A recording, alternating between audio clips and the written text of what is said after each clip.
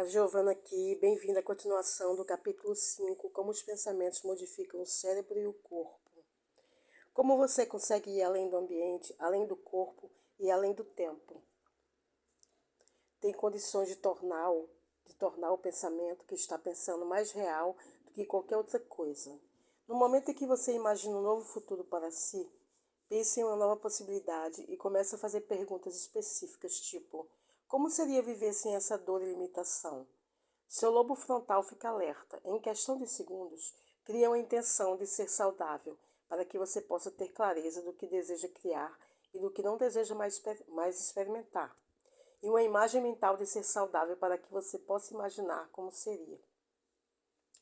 Como CEO, o lobo frontal tem conexões com todas as outras partes do cérebro. Então começa a selecionar redes de neurônios para criar uma nova mentalidade como resposta à pergunta. Você poderia dizer que ele se torna o maestro de uma sinfonia, silenciando sua antiga rede, a função de poda da neuroplasticidade e selecionando diferentes redes de neurônios de diferentes partes do cérebro e conectando-as para criar um novo nível de mente para refletir o que você estava imaginando. É o seu lobo frontal que muda sua mentalidade, ou seja, faz o cérebro funcionar em diferentes sequências, padrões e combinações. Uma vez que o lobo frontal selecione diferentes redes de neurônios e ative-as em conjunto para criar um novo nível de mente, uma imagem ou representação interna aparece no olho da sua mente, isto é, no lobo frontal. Agora vamos adicionar um pouco mais de neuroquímica. Se seu lobo frontal orquestrar redes neurais suficientes para disparar em uníssono enquanto você enfoca uma intenção clara, chegará um momento em que o pensamento se tornará a experiência em sua mente. É quando a realidade interna é mais real do que qualquer realidade externa. Quando o pensamento se torna experiência, você começa a sentir a emoção de como o evento seria na realidade. Lembre-se, as emoções são as assinaturas químicas das experiências. Seu cérebro produz um tipo diferente de mensageiro químico, um neuropeptídeo, e o envia para as células do corpo. O neuropeptídeo procura os pontos receptores ou estações de acoplamento, apropriados em várias células, a fim de transmitir a mensagem aos centros hormonais do corpo e, por fim, ao DNA das células. E as células recebem uma nova mensagem, informando que o evento ocorreu. Quando o DNA de uma célula obtém a nova informação do neuropeptídeo, responde ativando ou regulando positivamente alguns genes e desativando ou regulando negativamente outros, tudo para apoiar seu novo estado de ser. Pense na ativação e desativação como luzes aquecendo e ficando mais brilhantes ou esfriando e ficando mais fracas. Quando um gene acende, é ativado para produzir uma proteína. Quando um gene desliga, é desativado, fica menos brilhante ou mais fraco e não produz tantas proteínas. Vemos os efeitos em mudanças mensuráveis no corpo.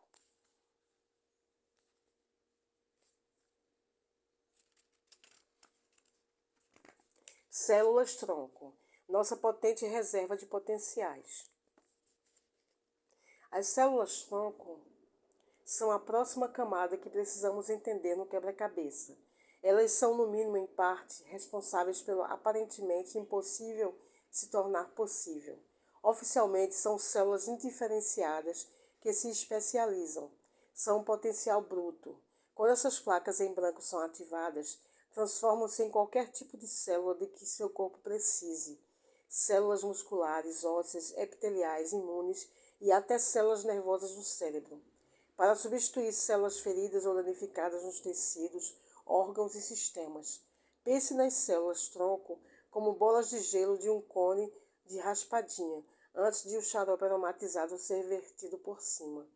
Como pedaços de barro na roda do oleiro, esperando para ser transformados em pratos, tigelas, vasos ou canecas, ou até mesmo como um rolo de fita adesiva prateada, que pode consertar um cano vazando num dia e ser criativamente modelado em um traje de formatura no dia seguinte.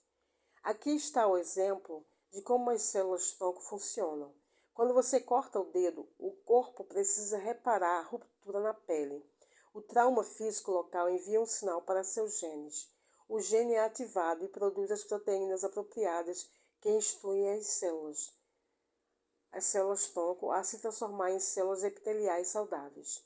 O sinal traumático é a informação de que a célula-tronco precisa para se diferenciar em célula epitelial.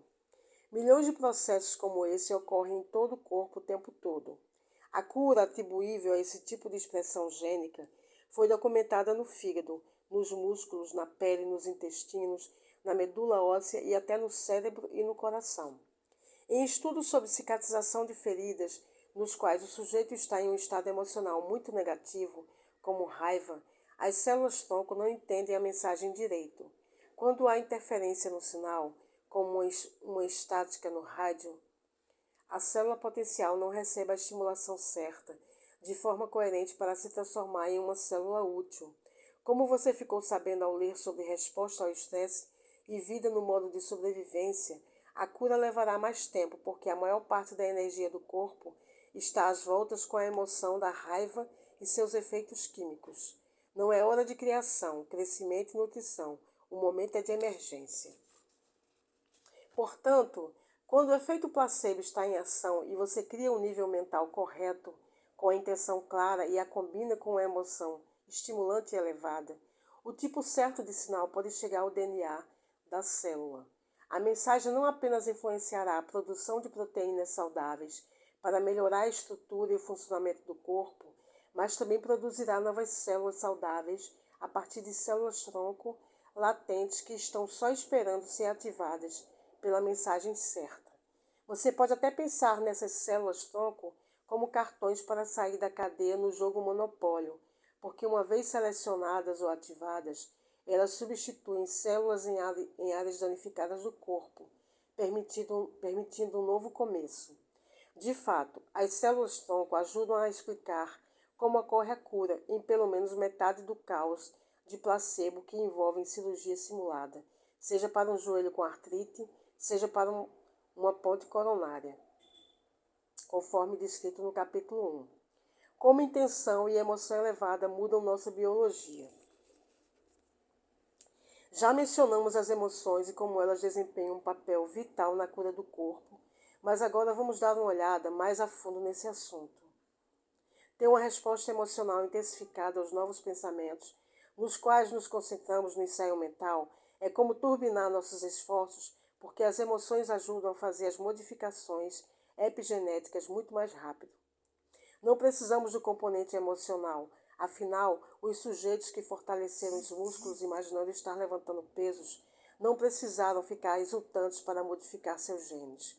Contudo, eles se inspiraram usando a imaginação a cada elevação mental, dizendo: força, força, força. A emoção consistente foi o catalisador energético que de fato intensificou o processo. Manter uma emoção elevada nos permite obter resultados bem mais notáveis, muito mais rapidamente, o mesmo tipo de resultado surpreendente que vemos na resposta ao placebo. Lembra o estudo sobre o riso do capítulo 2? Pesquisadores japoneses descobriram que assistir a um programa cômico de 1 hora ativou 39 genes, 14 deles relacionados à atividade das células exterminadoras naturais do sistema imunológico. Vários outros estudos mostraram aumento em diversos anticorpos depois que os participantes assistiram os programas de humor. Pesquisas da Universidade da Carolina do Norte, em Chapel Hill, mostraram ainda que emoções positivas intensificadas produziram aumento no tônus vagal, uma medida da saúde do nervo vago, que desempenha papel importante na regulação do sistema nervoso autônomo e da homeostase. Em um estudo japonês no qual filhotes de rato foram afagados 5 minutos por dia, 5 dias seguidos, para estimular emoções positivas, o cérebro dos ratinhos gerou novos neurônios. Em todos esses casos, uma emoção positiva intensa ajudou os sujeitos a desencadear alterações físicas reais, que melhoraram sua saúde. Emoções positivas fazem o corpo e o cérebro desabrochar. Agora observe o padrão de muitos dos estudos com placebo. No momento em que alguém começa a ter uma intenção clara de um novo futuro, querendo viver sem dor ou doença, e depois combina essa intenção com a emoção intensificada, entusiasmo, esperança e expectativa de viver sem dor ou doença, o corpo não está mais no passado. O corpo vive no novo futuro, porque, como vimos, o corpo não sabe a diferença entre uma emoção criada por uma experiência real e uma criada apenas pelo pensamento. Portanto, o estado exaltado da emoção em resposta ao novo pensamento é um componente vital do processo, pois são novas informações vindas de fora da célula, e para o corpo, a experiência do ambiente externo ou do ambiente interno é igual. Lembra o Sr. Wright do capítulo 1? Ele ficou muito empolgado ao pensar em tomar a nova droga poderosa de que ouvira falar e imaginou que aquela medicação poderia curá-lo. Ficou tão empolgado que infernizou o médico para lhe permitir que tomasse. Quando fez, Wright não tinha ideia de que a droga era inerte. Como seu cérebro não sabia a diferença entre suas imagens mentais de estar bem carregadas de emoção e estar bem de verdade, seu corpo respondeu emocionalmente como se o que ele imaginava já tivesse acontecido. Sua mente e seu corpo trabalharam juntos para sinalizar novos genes de novas maneiras, e foi isso que reduziu seus tumores e restaurou sua saúde, e não a nova e poderosa droga que ele tomou. Foi isso que criou seu novo estado de ser. Então, quando Wright descobriu que os testes haviam mostrado que a droga não funcionava, voltou aos velhos pensamentos e emoções, à sua antiga programação, e não é de surpreender que os tumores tenham retornado. Seu estado de ser mudou outra vez. Porém, quando os médicos disseram que ele poderia obter uma versão melhorada da droga que havia funcionado antes, Wright ficou animado de novo. Ele acreditou que a nova versão do medicamento poderia funcionar, porque já havia visto isso acontecer antes, ou pelo menos é o que pensava ter visto.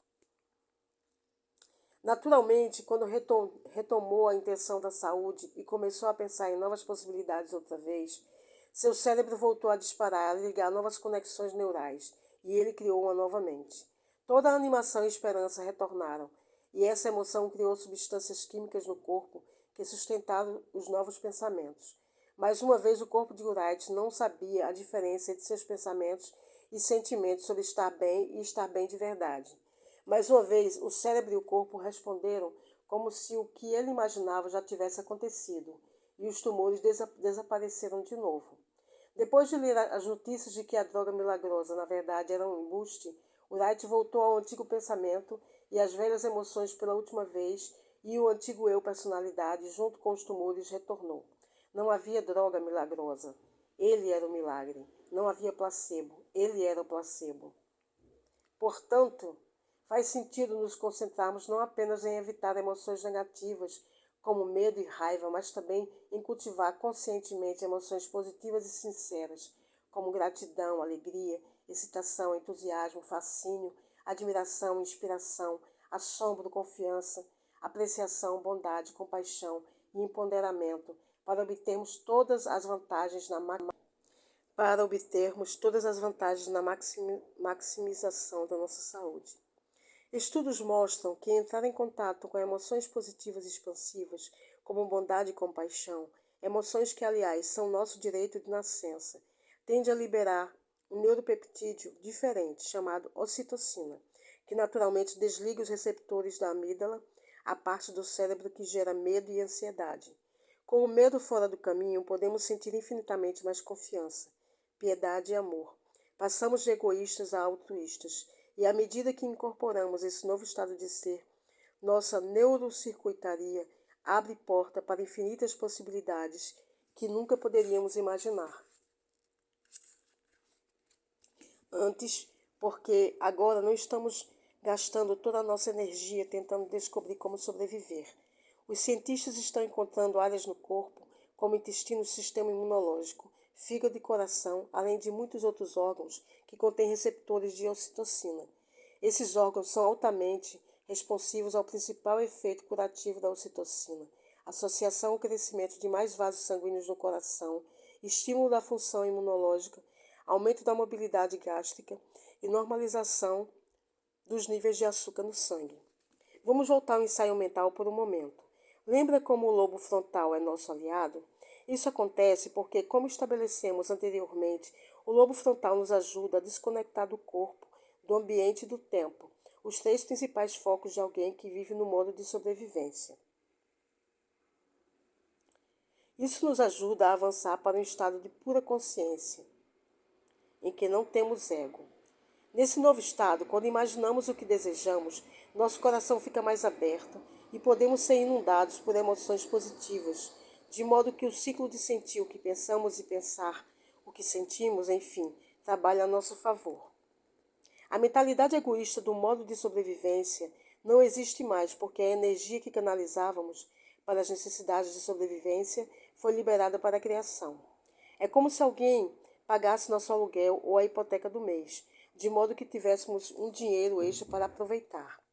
Agora podemos entender exatamente por que é que, se mantivermos uma intenção clara de um novo futuro, combinarmos essa intenção com um estado emocional expansivo e elevado e repetirmos o processo vezes e mais vezes, até criarmos um novo estado mental e um novo estado de ser, esses pensamentos parecerão mais reais do que nossa visão anterior, limitada da realidade.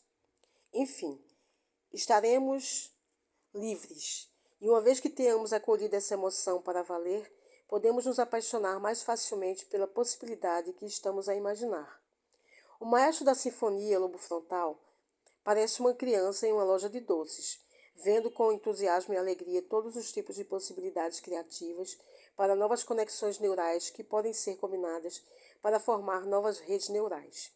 E à medida que o maestro nos desconecta do antigo estado de ser e liga os circuitos nesse novo estado de ser, nossos neuroquímicos começam a enviar novas mensagens para nossas células, que agora estão preparadas para fazer alterações epigenéticas que sinalizam novos genes de novas formas fortalecedoras. E por usarmos emoções intensas para fazer parecer que isso já aconteceu, sinalizamos o gene à frente do ambiente. Agora não mais esperamos a mudança e torcemos pela mudança. Nós somos a mudança. De volta ao mosteiro. Vamos rever o estudo do início do capítulo anterior, em que homens idosos fingiam ser mais jovens e de fato ficaram fisicamente mais jovens. A pergunta sobre como eles fizeram isso agora foi respondida e resolvemos o mistério. Quando aqueles homens chegaram ao mosteiro, se retiraram da vida que lhes era familiar. Não eram mais lembrados de quem pensavam ser como base no ambiente externo. Então começaram o retiro mantendo uma intenção muito clara: fingir que eram jovens outra vez, usando ensaios físicos e mentais, porque ambos mudam o cérebro e o corpo, e tornar a experiência o mais real possível. Enquanto assistiam a filmes, liam revistas e ouviam programas de rádio e televisão, de quando eram 22 anos mais jovens, sem interrupções atuais, conseguiram deixar de lado a realidade de serem setentões e oitentões. Aqueles homens de fato começaram a viver como se fossem jovens outra vez. À medida que experimentavam novos pensamentos e sentimentos sobre serem mais jovens, seus cérebros começaram a disparar neurônios em novas sequências, novos padrões e novas combinações, alguns dos quais não eram disparados havia 22 anos. Contudo, ao redor daqueles homens, assim como suas imaginações empolgadas os apoiavam enfaticamente para tornar a experiência real, seus cérebros não conseguiam ver a diferença entre ser 22 anos mais jovem e apenas fingir ser. Então, em questão de dias, os idosos conseguiram começar a sinalizar as mudanças genéticas exatas para refletir quem estavam sendo. Ao fazer isso, seus corpos produziram neuropeptídeos para combinar com as novas emoções, e quando os neuropeptídeos foram liberados, transmitiram novas mensagens às células. À medida que as células apropriadas permitiam a entrada dos mensageiros químicos, estes eram conduzidos diretamente ao DNA do núcleo celular. Quando chegavam lá, novas proteínas eram criadas e essas proteínas procuravam novos genes de acordo com as informações que carregavam. Quando encontravam o que procuravam, as proteínas desenrolavam o DNA, ativando o gene que estava à espera e provocando alterações epigenéticas. Essas mudanças epigenéticas resultaram na produção de novas proteínas semelhantes às proteínas de homens de 22 anos mais jovens. Se o corpo daqueles homens por acaso não dispusesse dos componentes necessários para criar as mudanças epigenéticas exigidas, o epigenoma simplesmente convocava as células-tronco para fazer o que era preciso. À medida que os idosos fizeram mais mudanças epigenéticas e ligaram mais genes, sucedeu-se uma cascata de melhorias físicas, Por fim, os homens saltitantes que cruzaram os portões do mosteiro ao ir embora não eram mais os mesmos que haviam atravessado aqueles portões apenas uma semana antes. E se o processo funcionou para aqueles caras, garanto que também pode funcionar para você. Em que realidade você escolhe viver e quem você está fingindo ser ou não ser? Será que pode ser simples assim?